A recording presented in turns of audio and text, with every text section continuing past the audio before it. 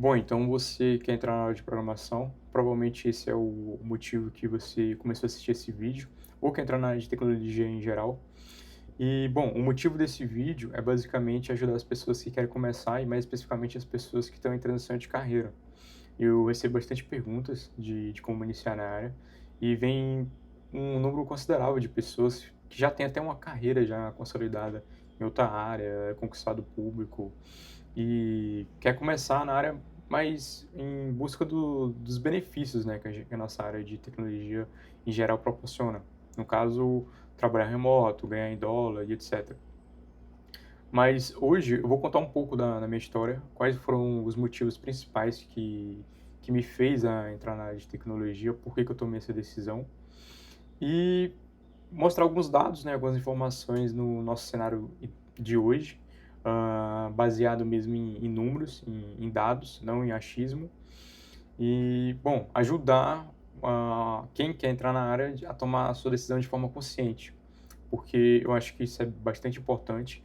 A gente está tendo muitas pessoas aí vendendo mentoria, curso de como entrar na área, prometendo coisas que vai ser bastante difícil de conseguir, não só com um curso, só com a mentoria que a pessoa te dá.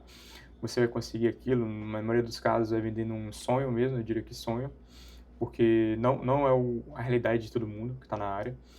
Mas, bom, é tangível, não vou mentir que é tangível, mas tem que alinhar as expectativas, e esse é o principal propósito desse vídeo.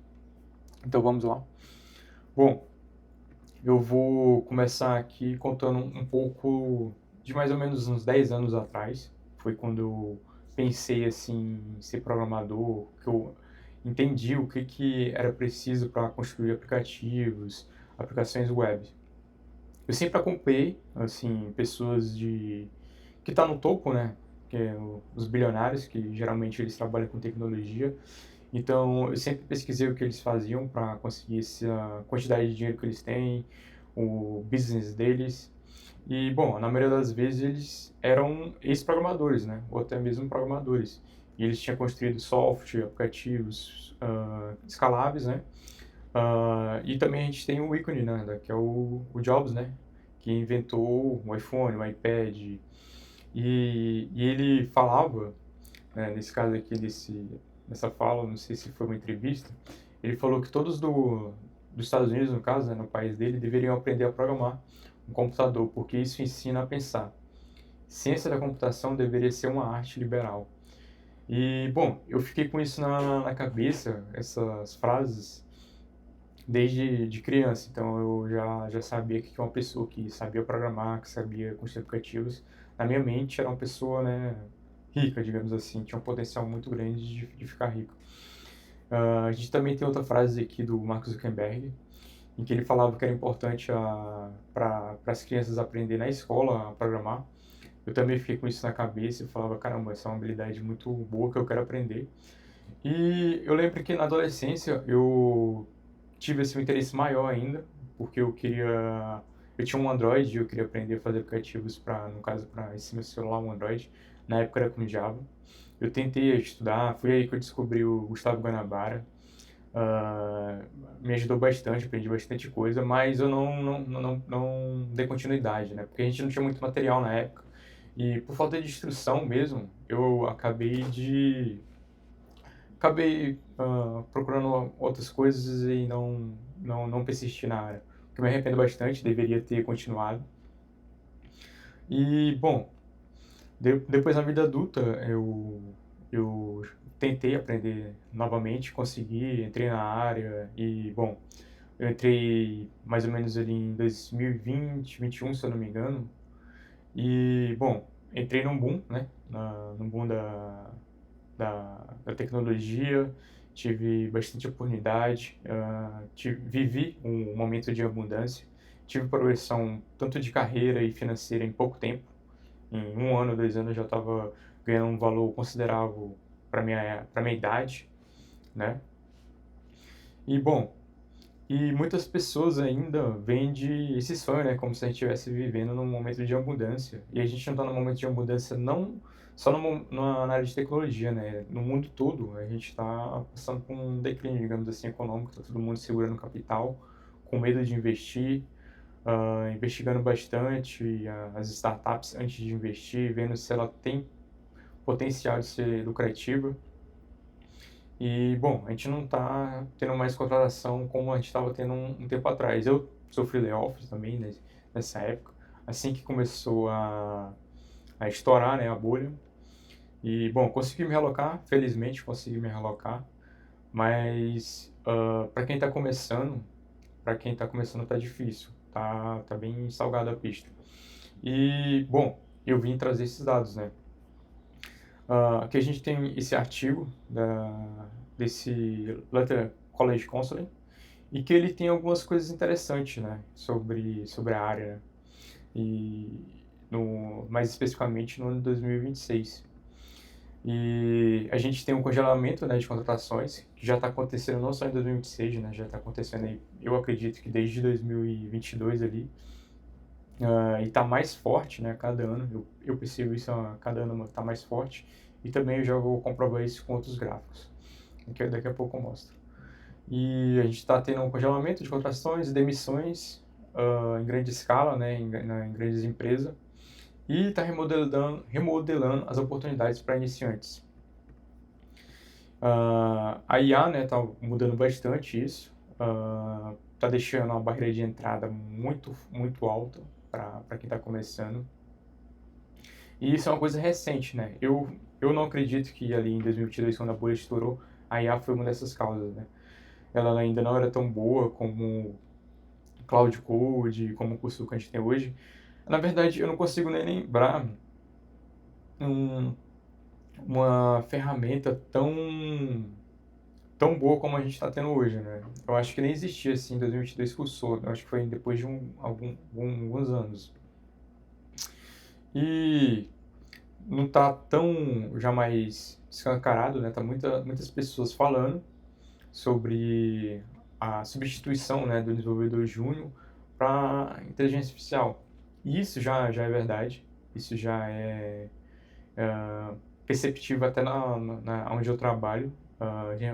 Onde eu trabalho, a gente só está tendo desenvolvedores sêniors.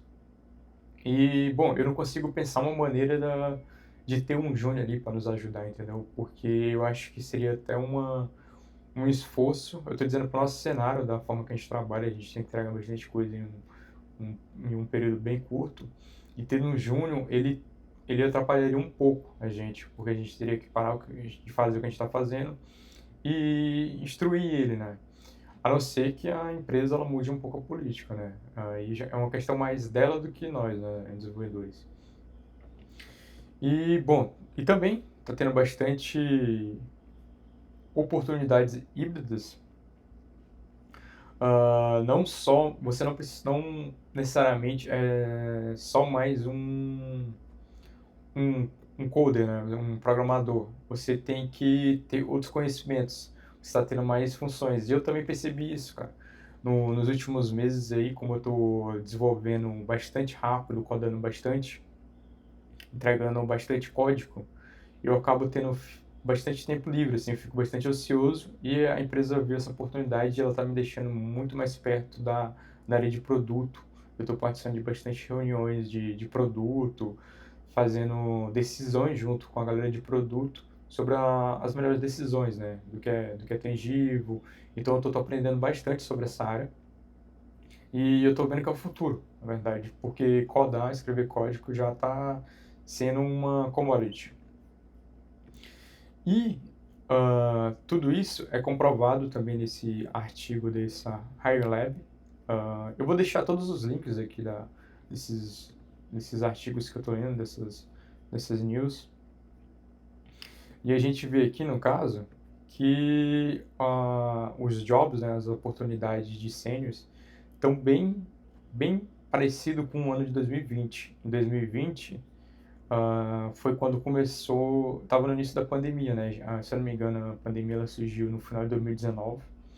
E em 2020, eu lembro que foi em janeiro, fevereiro, a gente estava totalmente remoto, né? Foi lockdown.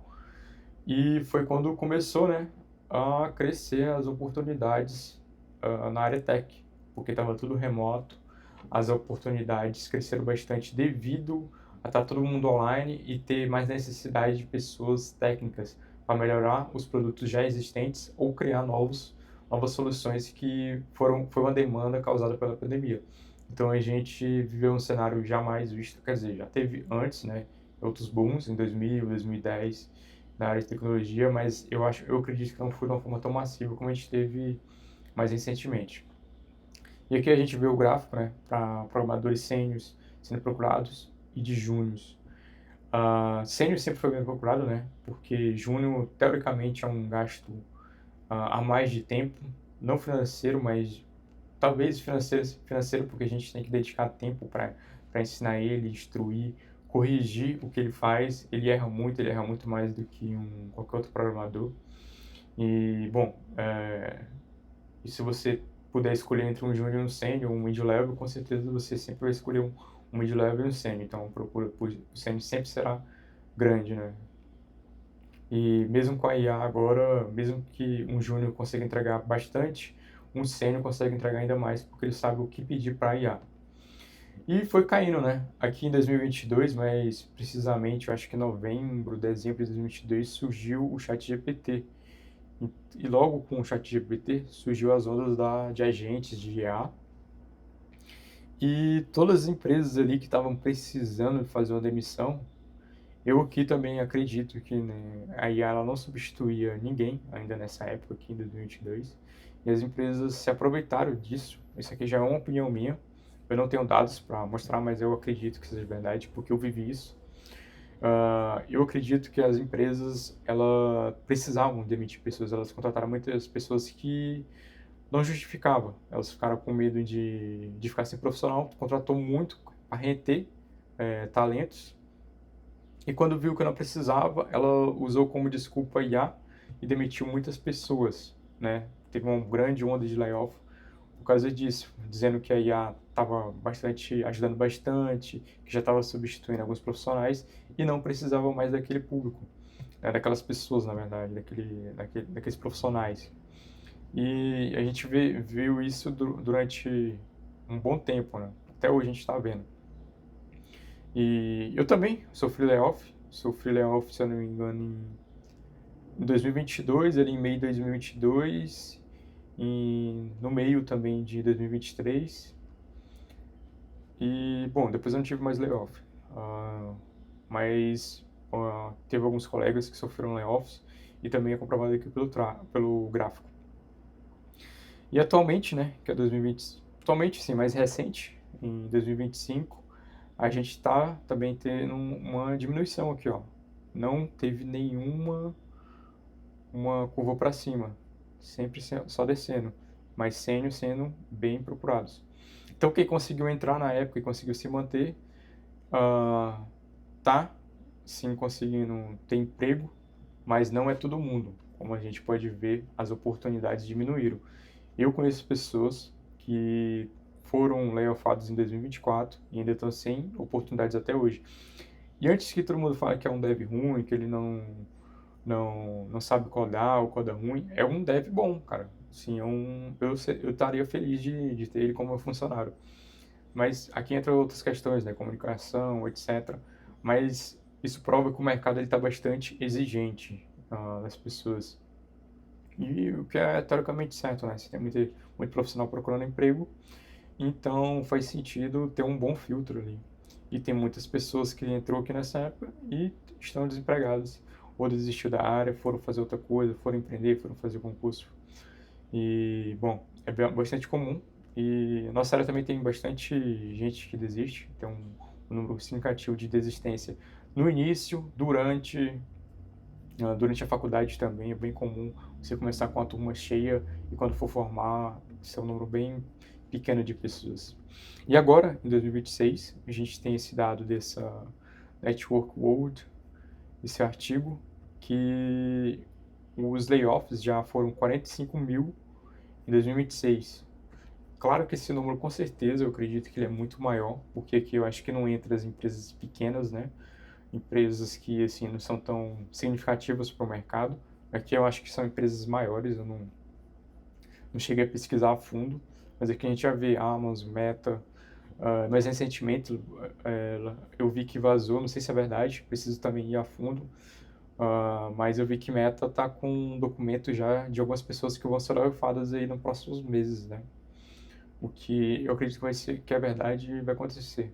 Talvez não seja o número que estava lá, se eu não me engano era 16 mil, 19 mil, um número mais ou menos assim. E a gente tem esse outro site aqui, que chama Layoffs, e ele mostra meio que em tempo real, eu não sei se está atualizado. Aqui mostra 40 mil e no outro aqui mostra 45. E eu acredito que, na verdade, nenhum dos dois números aqui estão exatos, né? Eu acredito que, na verdade, o número é bem mais, 50 mil, 60 mil. E a gente vê as empresas aí que teve layoff nos últimos... eu não sei se em quanto tempo tá aqui, né? Qual o intervalo. Mas a gente vê que Meta tá liderando aqui. E a gente também vê que um gráfico melhor do que aquele que eu mostrei agora há pouco. E a gente vê aqui, ó, um padrão. Em janeiro, metade do ano, sempre tem layoff, ó. Janeiro, metade do ano, ó, sempre o vermelho aqui é o layoff. Metade do ano, início do ano, sempre tem layoff. E a gente teve até um layoff até pouco, ó, se a gente comparado aqui com os outros anos, em 2026. Isso mostra que o mercado está um pouco mais estável, mas eu acredito que vai ter sim mais layoffs. Isso é um fato, pessoal. Né? Layoffs desde 2020, né, na pandemia. A pandemia, na verdade, é de 2019, né, mas aqui tá 2020. Né?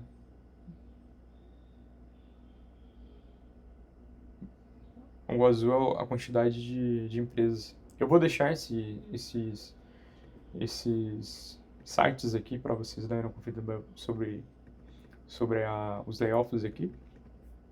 E bom, o que me motivou a fazer esse vídeo é que, pô, tem bastante pessoas aí, principalmente no TikTok, aí, esses influencers que são, né, patrocinados aí por cursos, por cursos de como trampar na gringa, de como ganhar em dólar e também mentoria. Eles vendendo sonho, pessoal, como se o mercado estivesse extremamente quente. É muito engraçado isso, é muito engraçado mesmo. Como se fosse algo tangível e qualquer pessoa conseguisse. Eu não estou dizendo que é impossível. Se você dedicar bastante, você for um profissional bom, suas chances com certeza aumentam. Desistir não é o caminho, mas eu acho que tem que ter um alinhamento de expectativa que não está tendo. Não está tendo. Tem muitas pessoas aí apostando tudo na área de tecnologia e o meu propósito aqui não é desanimar, mas é te ajudar a tomar uma decisão consciente. A área de tecnologia sempre foi uma área bem privilegiada, digamos assim. Eu acredito que vai ter eu não diria um outro boom, mas vai ter, os índices vão ser melhores. Uma tecnologia sempre muda muito rápido. Pode surgir uma nova tecnologia e precisar de novos profissionais para aquela tecnologia. Pode ter uma mudança significativa, já está tendo uma mudança significativa. Eu já, nos últimos 6 meses aí, já na minha área, já mudou bastante. Eu, por exemplo, não estou escrevendo quase nenhuma linha de código. Não consigo lembrar a última vez que eu escrevi um código. Eu acho que já tem 6 meses que eu não escrevo nenhuma linha de código. Tá tudo automatizado não, é terceirizado para os agentes. E isso é uma mudança, cara. Isso meio que, eu não vou dizer que roubou, né, o emprego do Juno, mas impactou ele, impactou quem está iniciando, quem está como estagiário, trainee. Ele vai ter que se dedicar muito, muito, muito mais do que eu me dediquei, do que eu estudei. Na época que eu entrei, eu sabia muito menos que um júnior hoje tem que saber para entrar. E tem que ter essa expectativa, porque você vai estudar igual um concurseiro, você vai estudar igual um estudante de medicina para entrar numa área que está passando por um momento de declínio, que está tendo uns filtros muito altos para entrar na área. E, bom, e os primeiros salários, como júnior, como trainee, eles não são dos melhores, né? Tá ali na faixa de 1.500, um salário mínimo, digamos assim, até uns 3.000, 4.000. Claro, tem empresas específicas aí que pagam um valor a mais, principalmente aqui em São Paulo. No momento eu estou em São Paulo, onde eu estou gravando esse vídeo. E aqui em São Paulo tende a pagar mais que o mercado, mas às vezes as oportunidades são, a maioria das oportunidades estão sendo híbridas.